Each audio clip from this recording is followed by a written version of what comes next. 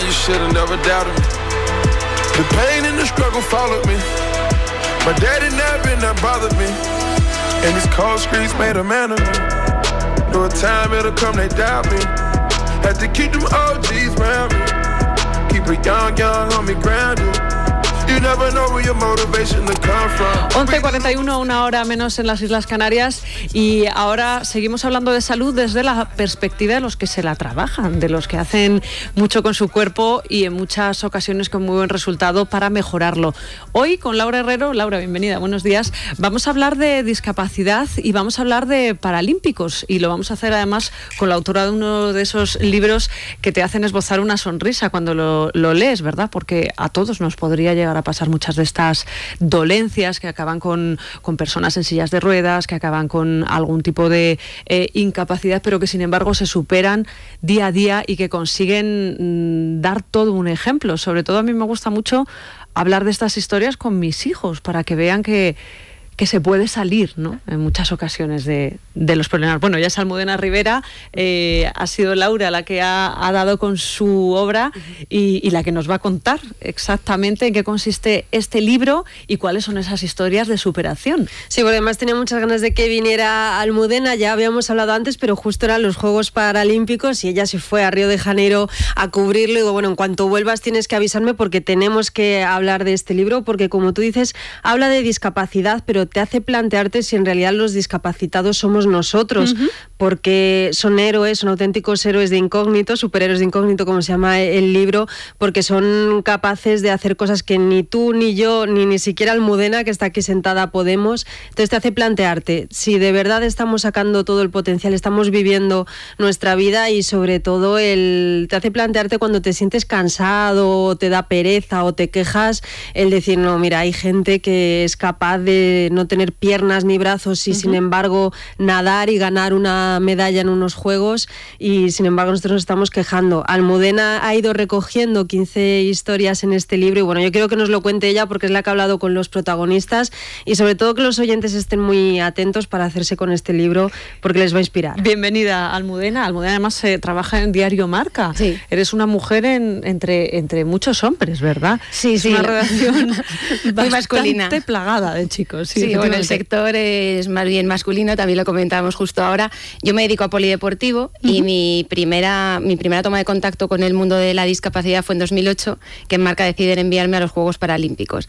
Y yo, la verdad es que no tenía ni idea, porque yo creo que nos pasa absolutamente a todos, ¿no?, cuando te hablan de deporte paralímpico, salvo que estés un poco metido. Ahora se sabe más, pero hace 8 años se sabía muy poquito. Y cuando me dicen, ¿vas a ir a cubrir los Juegos Paralímpicos de Pekín?, yo me meto en Google y pongo Juegos Paralímpicos y me encuentro con que España durante 3 ediciones consecutivas había ganado más de 100 medallas. Y entonces en ese momento piensas, si yo, que soy periodista y que me dedico al deporte, no lo sabía, entonces la gente no tiene que tener ni idea. Algo estamos haciendo mal nosotros desde el punto de vista de los medios de comunicación para no contarlo, ¿no? Porque la gente no lo sabe porque nosotros no se lo contamos. Y nada, y cuando fui allí no sabía muy bien lo que me iba a encontrar, porque al final, bueno, pues dices, pues me voy a encontrar un grupo de personas con discapacidad haciendo deporte, y nada más lejos de la realidad. O sea, me encontré a un grupo de personas muy, muy capaces, mucho más capaces que lo que, como decía Laura, que cualquiera de nosotros. Cualquiera de nosotros, verdad, es que eso no lo tenemos en cuenta, que son superhéroes.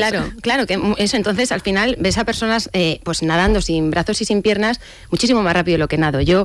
Ves así uno tras otro en todos los deportes, y les ves, hablas con ellos y siempre te hablan con una sonrisa, y entonces te viene un poco eso, la reflexión de decir, ¿y yo de qué me quejo en esta vida? Yo me paso la vida quejándome, uy, qué mal horario tengo hoy, mañana, hoy me viene fatal esto, lo otro, y escuchas, y todo tu entorno, en realidad yo creo que somos una sociedad muy quejica, en general. Sí. Y, hombre, está bien ser inconformista en esta vida, porque pues, eso hace que nos superemos todos también, pero nos quejamos por tonterías. Entonces, estos 15 capítulos, son 17 superhéroes, no 15 porque hay 2 capítulos que son dobles, pero estos 17 personajes nos enseñan eso, a superarnos día a día, a sonreír a la vida, a no quejarnos por tonterías. Gemma Hassanbey, que es la del primer capítulo, es una chica que con 4 añitos tiene un accidente, se queda en silla de ruedas, Y a partir de ahí, bueno, podría haber sido una historia de una niña a la que los padres sobreprotegen. De hecho, su padre intentó sobreprotegerla y ella tenía muy claro que no, que ella quería volar sola. Y de hecho, una de las veces escapa de su casa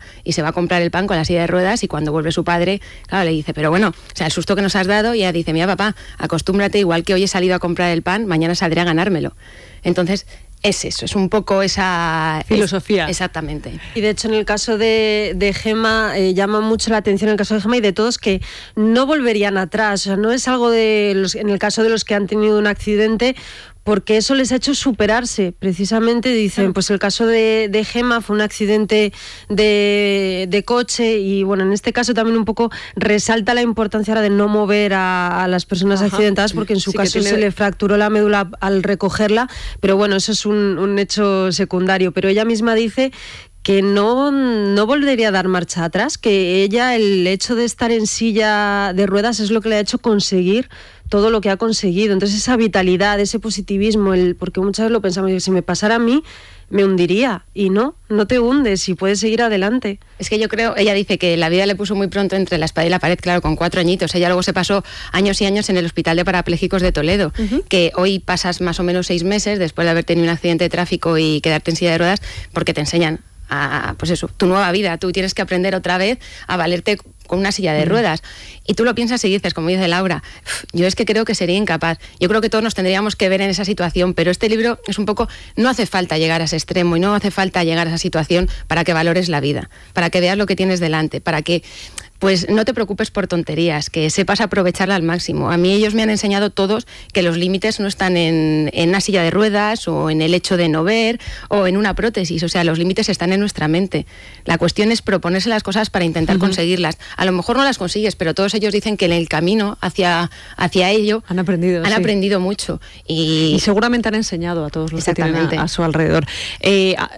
A mí me gustaría que ahondaras en 2 o 3 historias, las que más te hayan llamado la atención, pero antes 2 cuestiones que no tienen nada que ver con el libro, pero sí con las Paralimpiadas. Por un lado, el poco caso que se les hace, no sé por qué, aparte de la poca venta de entradas que ha habido en las últimas de Brasil, la poca cobertura que ha habido, ¿no?, con la Paralimpiada, hasta el punto incluso que se llegó a decir, los Reyes no van a recibirlos, ¿cómo va a ser?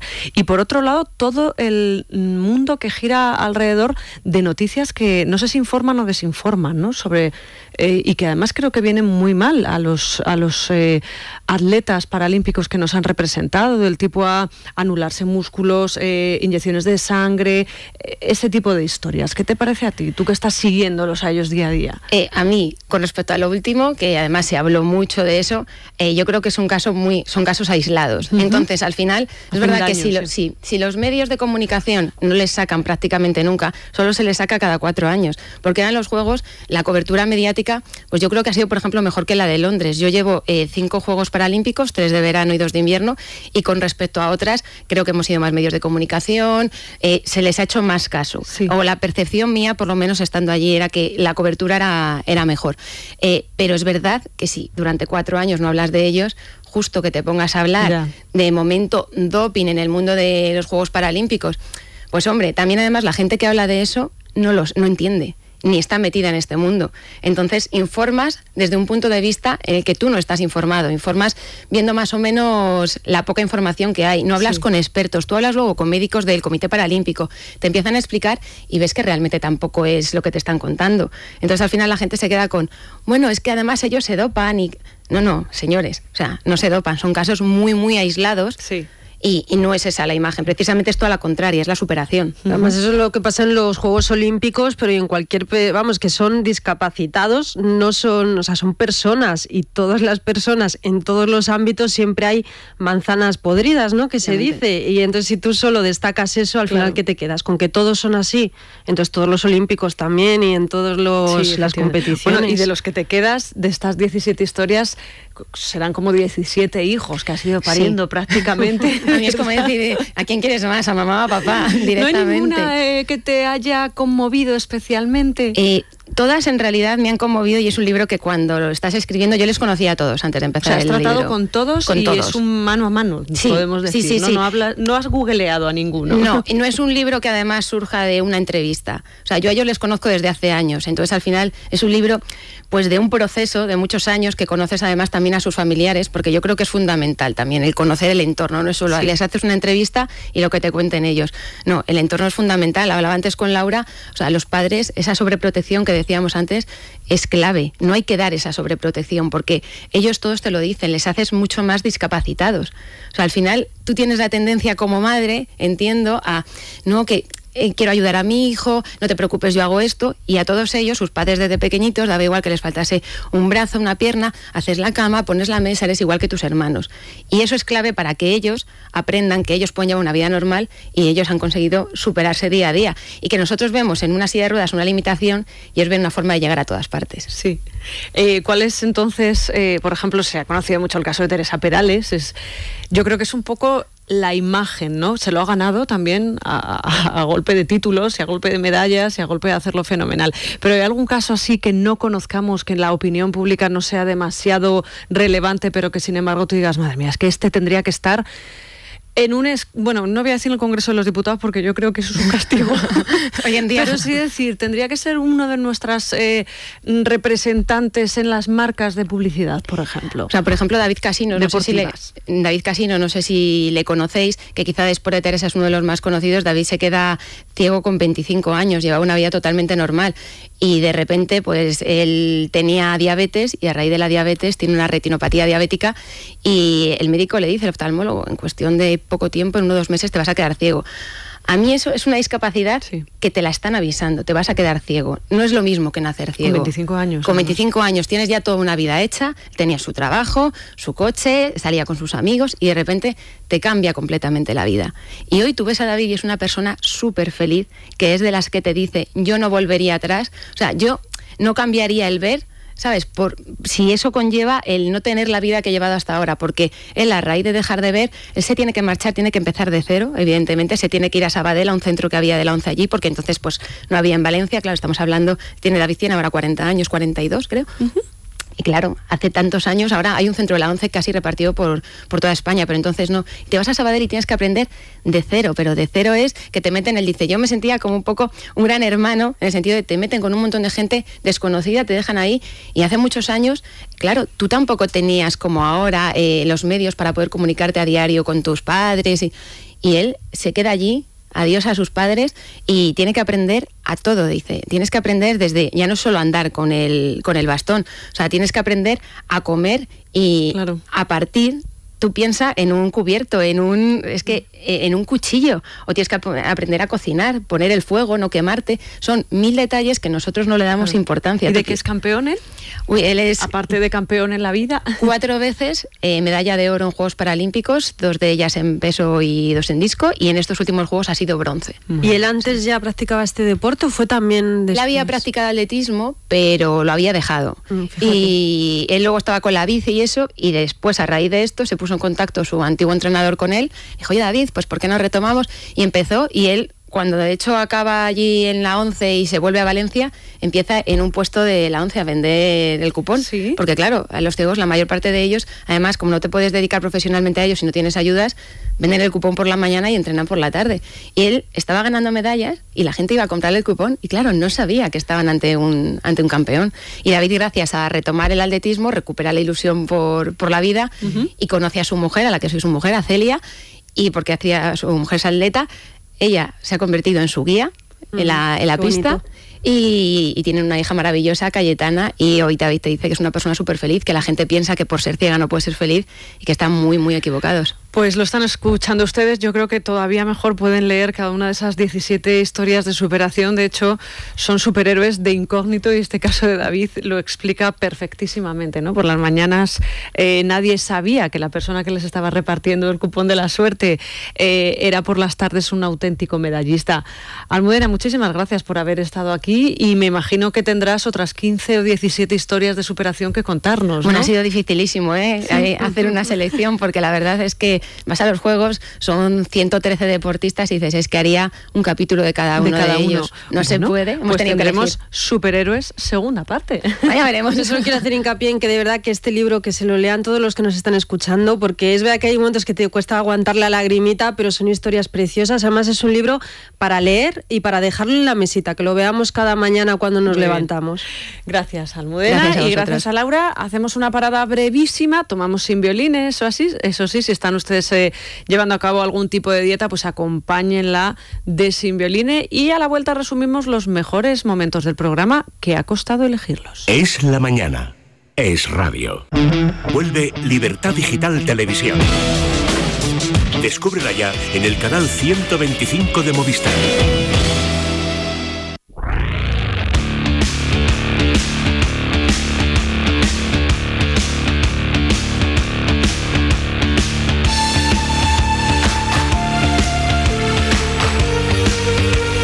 Que les haya costado elegirlos porque ha habido pocos, sino todo lo contrario, porque han sido muchos, ¿verdad, Vanessa Vallecillo? Los momentos intensos de este programa, desde las 6 en punto, dándolo todo, y nos ha costado seleccionar 3 o 4 reducidos a la mínima expresión, pero lo hemos hecho. Pues sí, hoy nos hemos basado en la noticia del día, y atención, porque si alguno de nuestros oyentes es oveja, esto le interesa.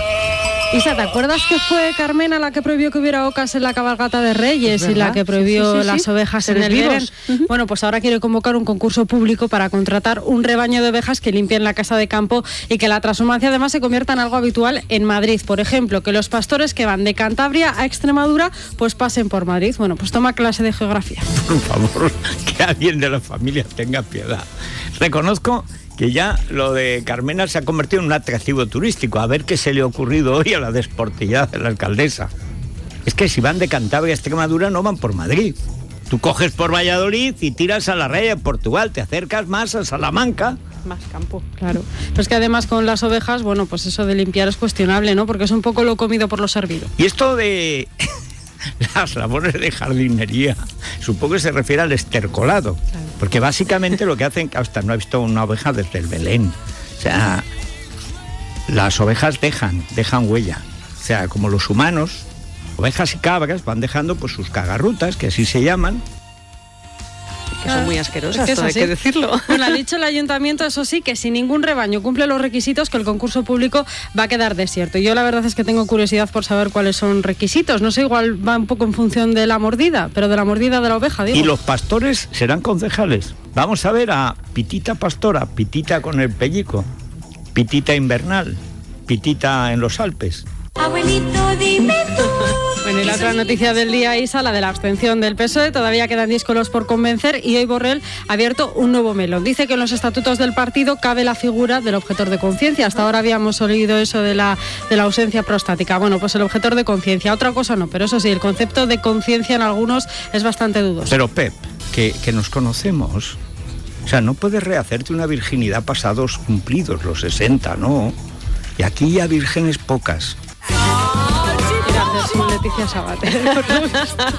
Bueno, pues muchas gracias a Vanessa Vallecillo y sobre todo a ustedes por haber estado ahí pendientes de nosotros desde las 6 en punto. Es la misma hora a la que vamos a volver mañana con todos ustedes. Estará Federico Jiménez Los Santos ya en esta silla para darles cuenta de toda la actualidad política que, como venimos diciendo, viene cargadita. El resto de la jornada se la contamos en libertaddigital.com, por supuesto aquí en Es Radio, y además hacemos redifusiones, ya saben, en el canal 125 de Movistar Plus. Pueden vernos todos los días y yo particularmente les recomiendo que a las 4 lo enciendan para seguir al dedillo todo lo que hemos contado hoy en la Crónica Rosa, en la que no ha faltado el Marqués de Sotoancho y parte de sus amigos. Que lo pasen bien. Es Radio.